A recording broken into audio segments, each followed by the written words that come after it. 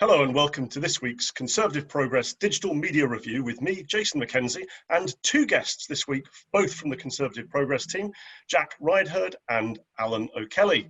As usual, we'll be looking at three pieces of digital media that have caught our eye over the past week or so, and unusually, this week we've got a piece from The National entitled "George Galloway Believes Unionist Alliance at Holyrood Will Defeat the SNP." So we'll be exploring what George is up to and whether his idea is going to gain traction. We're also looking at a piece from The Critic by David Scullion about this gentleman, Nick Buckley, the charity boss from Manchester, who was sacked and has now been reinstated with a new set of trustees. And finally, a piece from across the pond that Alan's picked out. Republicans and Democrats see COVID-19 very differently.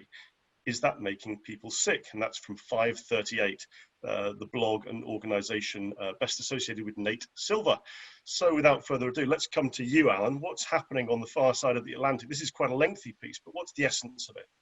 Yeah, it's a really interesting piece, and 538 is a really good website for that type of kind of deep analysis of political trends. And obviously it's a bit more of an American, clearly, website, although they do quite a lot of analysis of UK elections as well, so it's worthwhile if you're interested. And what this piece is talking about is how Republicans and Democrats have viewed the COVID-19 crisis and how essentially they have taken on board information that's been received and whether political beliefs actually affect people's how they perceive COVID-19. And obviously there isn't a lot of data to go on this, and there's lots of polls and things like that, but it's very hard to break out whether someone's political beliefs are what drives them or whether there is, something broader like, where they live and things like that. But I thought this was interesting because in the last week or 10 days, we've obviously seen a big debate in the UK around certain parties around the use of face masks. And this piece specifically references how different Democrats versus Republicans view face masks. And we've seen this idea that, well, maybe it's an infringement on liberty. And there has been some evidence to suggest that Republicans tend to see COVID-19 requirements slightly differently than Democrats. So they tend to be a bit more questioning, a bit more less likely to follow them to the letter of the law in the same way as, for example, maybe Democrats are. I mean, it's a really good piece, and I haven't really covered on nearly enough on the depths that it goes to. But I suppose it also posits this idea that actually political beliefs certainly do play a part, but there's also a lot of other things that play a part. Geography is quite important. If you live in a very isolated rural area, like, for example, a lot of Republicans tend to, you may see that you're not going to run into as many people as you would otherwise. So therefore, you're less likely to follow those rules. Whereas if you live in a big city where, tends to be primarily Democrat, it's far more important to follow the rules to the letter of the law because you're going to run into people on a consistent basis. But what was really interesting, I thought, through the whole thing, was that just a central idea of that idea of, well, if how do we all assume that we get our we all consume the same information, we all take it in, we all consider ourselves rational. And it is fascinating to wonder, do our political beliefs even do our political views affect how we process information, how we process these facts, these views, however you want to put them. And I just thought it was a good kind of debate piece on that. I think you're exactly right, and I suppose the question is: do our political views affect how we view things, or does our worldview inform and form the foundation for our political views? There were two charts in particular which caught my eye. Both looked at a snapshot of data between April and June 2020, and one of them is entitled "Republicans Are Less Concerned About COVID-19." So you see between April and June, the percentage of Republicans who are concerned that they may get COVID-19 and require hospitalization dropped from 47% down to 35%. Whereas conversely, the percentage of Democrats rose from 62% to 64%. So there was already this hulking great big gap between how concerned Democrats are and how concerned Republicans are. And that gap has widened as just 1 in 3 Republicans are now concerned about getting COVID-19 requiring hospitalization, whereas there are more Democrats than there were just a few months ago. And similarly, there's this chart which says might unknowingly spread COVID-19 to others. Democrats are really concerned about this. 74% in April, rising to 77% in June, are concerned they might spread it. Whereas Republicans has dropped from 58% to 45%. And obviously, if you're watching this and you haven't got the stats in front of you, it'd probably be better if you hook up that link, and the link is down underneath on this YouTube clip. The other one that I just wanted to touch on really quickly, because it really struck me, is that Republicans are much, much more positive about COVID-19 dissipating and ceasing to be a major factor in our lives. The second chart that I'm looking at is entitled "Republicans are more likely to think the worst is behind us," and just 38% of Republicans as of June think the worst is still to come, as opposed to 76% of Democrats who think the worst is still to come. So there is something in there about potentially about the innate optimism of a more conservative worldview. Anyway, have a look at the charts and let's get some insight from you, Jack. What do you think? What do you make of this piece in 538? Yeah, what I found quite interesting was that it does seem to split directly along ideological lines. So you have sections of the piece where it basically says that Republicans are more likely to be much more pro-choice about wearing masks. They don't want the restrictions in place over local lockdowns, so much so that it gets to a point where the governor of Georgia is suing the mayor of Atlanta in his own state over re-implementing the restrictions over lockdown. It's a sort of bizarre situation to be in, where one elected official is suing another elected official over an official act, a set of restrictions. But what I did find interesting was that the Republican base who responded to the perceived the perceptions over the risks of COVID-19, it does seem to sort of diverge more when the federal authority in the form of President Trump said, don't have to do social distancing, don't be too concerned about it. But when those guidelines were introduced and he did sort of issue directions over social distancing, that was when the gap started to narrow, and that was when Republicans started to pay more attention to the perceived risk of COVID-19. So it is more of an ideological split for me. I was looking down and thinking there is a very, very clear ideological reference to the thoughts and the actions of the Republicans compared to the Democrats, who are more likely to favor more restrictions and more sort of authoritative intervention.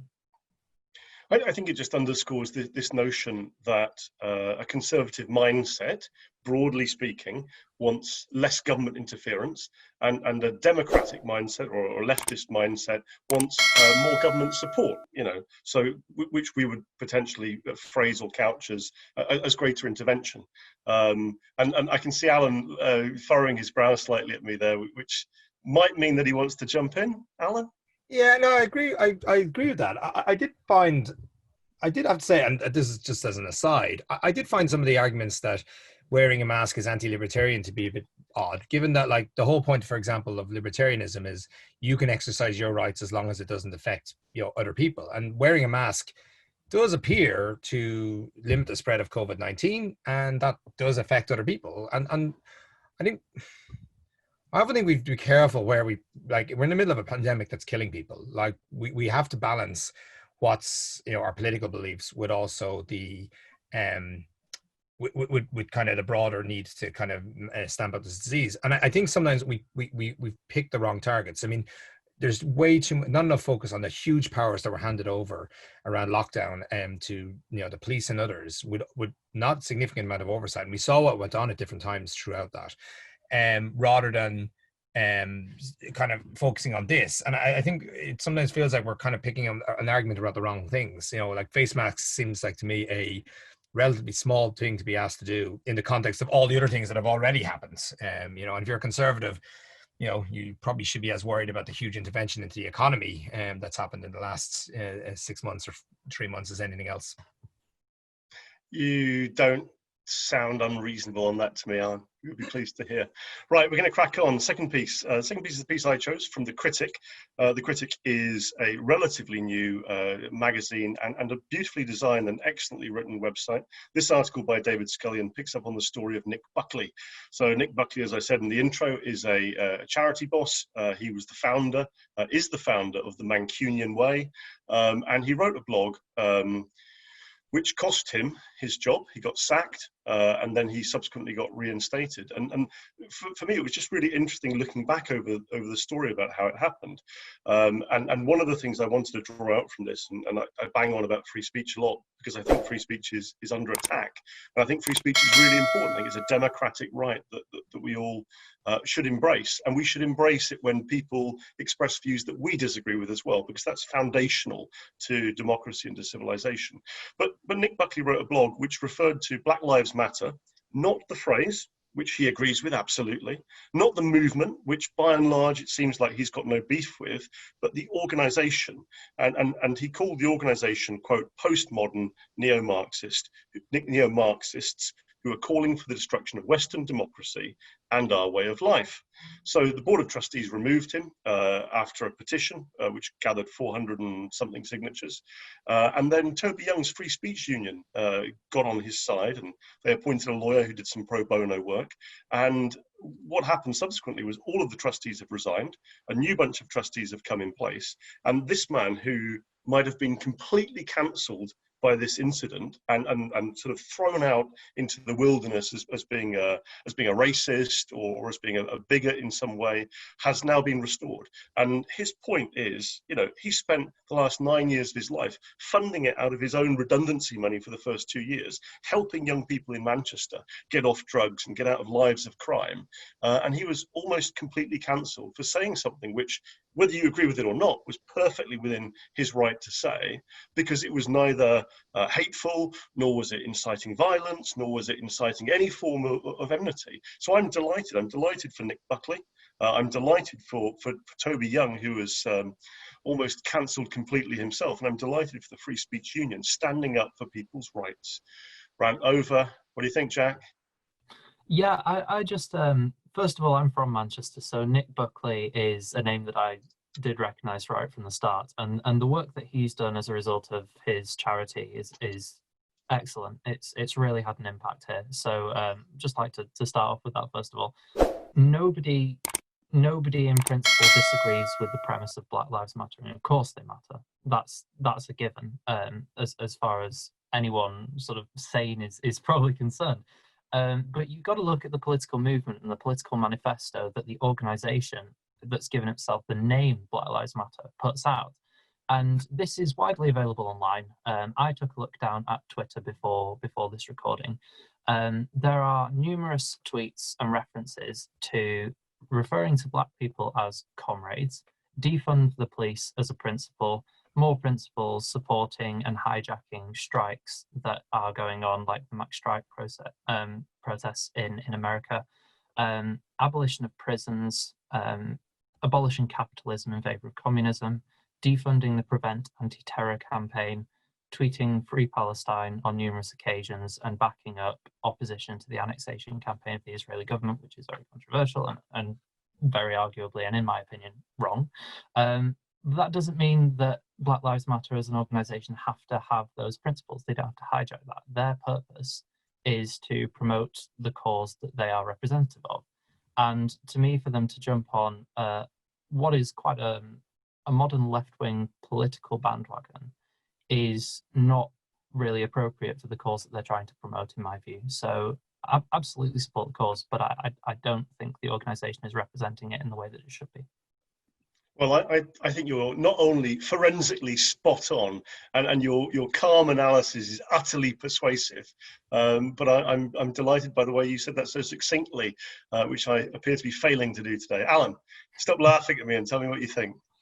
Yeah, I mean, sorry, I don't know the case as well as others, I have to say. I mean, this was kind of one of the first I came on it.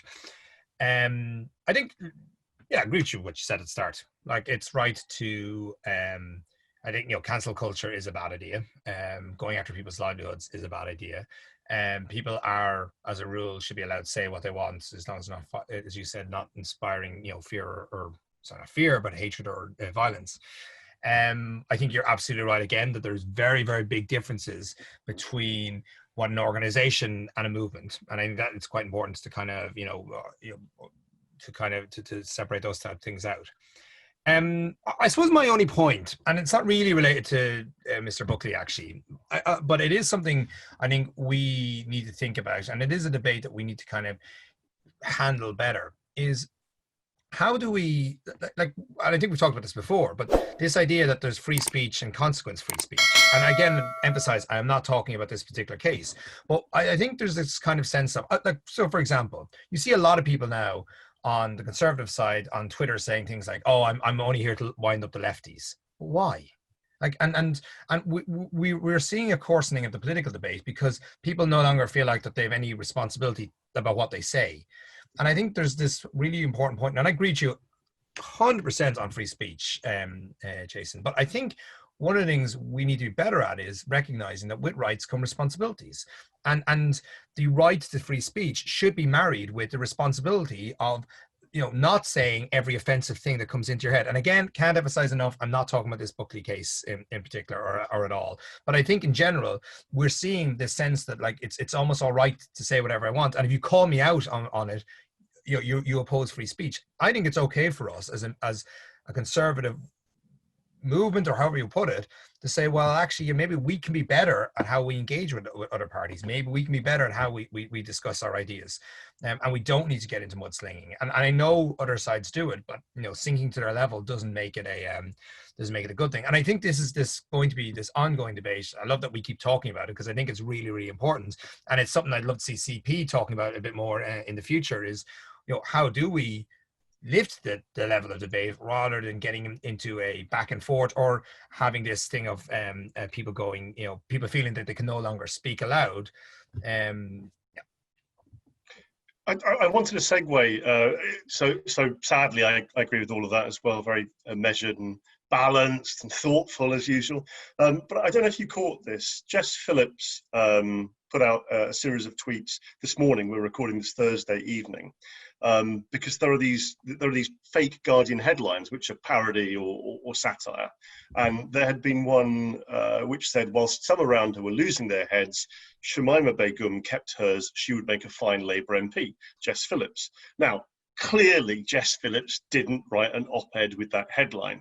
But Jess tweeted out that it had been shared 280 times by the time she saw it and reported it, and she was alarmed because she said that perhaps there was a risk of violence to her or her staff or her loved ones. And Guido, which, as we well know, can be inflammatory, bomb throwing, deliberately controversial, I think wrote a really balanced and interesting piece on it where she said, where they write that most of the fake Guardian headlines are dreadfully unfunny, cliched and boring, but this one made them smile. And if it appeared in Private Eye, would it be a problem? No, of course not, because people know that Private Eye is satire. So a question to both of you, just a quick one before we go to our third and final piece. And I don't know if you're familiar with this, but should people be allowed to make satirical fake Guardian op-ed headlines with photo bylines attributed to the likes of Jess, who Guido points out, Guido likes Jess because she speaks her mind and she's forthright. This is not an anti-Labour thing. What do you think, guys? Who's going to jump in? I'll go first. Yeah, I mean, if you start shutting down the parameters of comedy, it's only so far before you start shutting down what you can say and how you can say it. And for someone to make a fake headline and attribute it to Jess Phillips when it's clearly not true, I think most of us would look at that online and they would we take a second look at it. We know it wasn't sort of right from minute one. So I think you have to allow people to produce satire and produce comedy to make people laugh online, because that's free speech. And if you start shutting that down, it's a very, very long and increasingly short road to shutting down actual free speech and what you can say and what you can't. Alan? Yeah, I agree with that. I think as well, I think it's One of the big problems nowadays, I think, a lot on social media is that you can't have a bad idea anymore. And oftentimes bad ideas are, there's a germ of a good idea and a bad idea, and the process of going from A to B can kind of actually produce something brilliant. And yeah, I think shutting stuff down is a bad idea. I think whether you find this funny or not is neither here nor there. It was obviously intended as a joke. It's not inciting violence. It's not saying, I think Jack's absolutely right. There's a real danger that you start saying, well, anything that's offensive is now, I'm going back to my earlier point, being offended, you shouldn't offend someone, but it's not a crime to offend someone. And there's a big difference in what's morally, ethically correct and what's legally correct. And we need people to have bad ideas and even make bad jokes so that eventually someone can come up with a better version of either that idea or that joke. Spot on. Couldn't be more spot on. Now, talking about bad jokes. No, not talking about bad jokes. George Galloway believes a unionist alliance at Holyrood will defeat SNP. Now, Gorgeous George strikes me as being a very polarizing character. What makes him think, Jack, that he can pull together a unionist coalition to stand up to the SNP? Well, it's the first time a national article's ever sort of gripped me like this. And I think I should start with explaining the background to it, really. So George Galloway, the former Labour and Respect MP, wants to form a joint pro-union list. One of the two lists that you can have in the Scottish Parliament elections. The last elections were in 2016. It didn't produce a majority for any party. So you have two lists at the moment, and these are split into 8 regions, 73 constituencies, 129 MSPs. One way of electing an MSP is a plurality system, first past the post. It's what we use in UK parliamentary elections already, and that's one MSP per constituency. The additional number are produced by a modified Taunt system, so it's 7 MSPs per region, 7 MSPs for each of the 8 regions, and it's basically a modified version of list PR, list proportional representation. So at the moment, the SNP have 63 MSPs in total, Conservatives have 31, Labour have 24, the Greens have 6, and the Lib Dems have 5. The additional member system, which is the proportional representation system, doesn't reflect first past the post, doesn't reflect plurality. In a system that wins, a party that wins in the first past the post section of the elections will not necessarily do as well in the additional member section.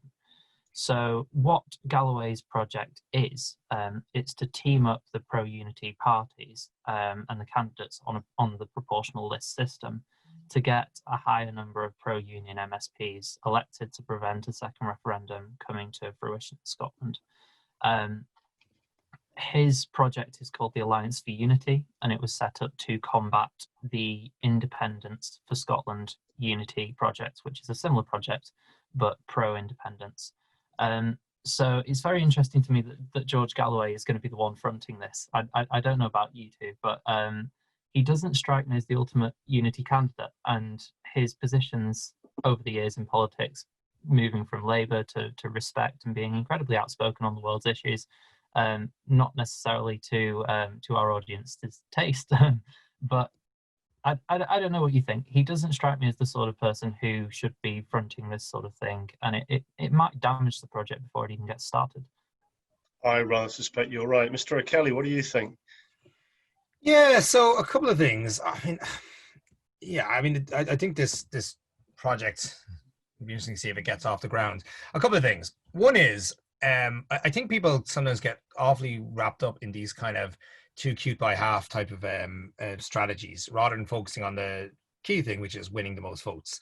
And I know that sounds a bit trite, but I think there's sometimes a tendency for people to want to overcomplicate what is, relatively straightforward thing. I think the second point is, I think voters tend to dislike attempts to kind of play them. I think, kind of games, sometimes voters see through that. And more importantly, it can backfire, because what it gives the SNP and others an attempt to say is, look, they're all uniting against you. Let's, that's why you should support us. And we've seen a little bit of this, that when establishments come together, public tend not to like to be told what to do. It's pretty clear. So we in CP we had an event on Scotland run by our head of Scotland, Megan Gallagher, a couple of weeks ago, and it is pretty clear the direction of travel that SNP are trying to aim for, which is, use this Hollywood elections as a mandate for a second referendum. And I think the challenge for pro-unionist parties is to, again, strongly, intently, and consistently making the case for the union, and going back and making a strong positive case for the union, and approaching this in that way, and not getting sidetracked by kind of these type of issues. And I think the characters are always important in this. It's not, I can't remember what constituencies George Galloway was in, but it's been a long time if he's ever been involved in Scottish politics. And so to kind of suggest that he's going to be the white knight that comes back and sorts out the unionist parties, I imagine quite a few of them will have issues with that. I couldn't agree with you more, which galls me to have to agree with both of you. I'm going to wrap that up, I think. A piece from the Critic, a piece from 538, and a piece from the National. That is the most eclectic selection of articles, op-eds, and blogs we've ever had on the Conservative Progress Digital Media Review. Jack Rydeheard, the editor of Conservative Progress, thank you, sir, for your calm and forensic, in the words of Sir Keir, your forensic analysis and the robustness and rigour you brought. And Alan, thank you for your Celtic flair and panache, as ever. And thank you to you for watching. Hope you enjoyed it. Please keep emailing and commenting and sharing on Twitter and social media. And we look forward to seeing you again this time next week. Goodbye. Thanks for watching our video. And don't forget to like, subscribe, and hit that notification bell.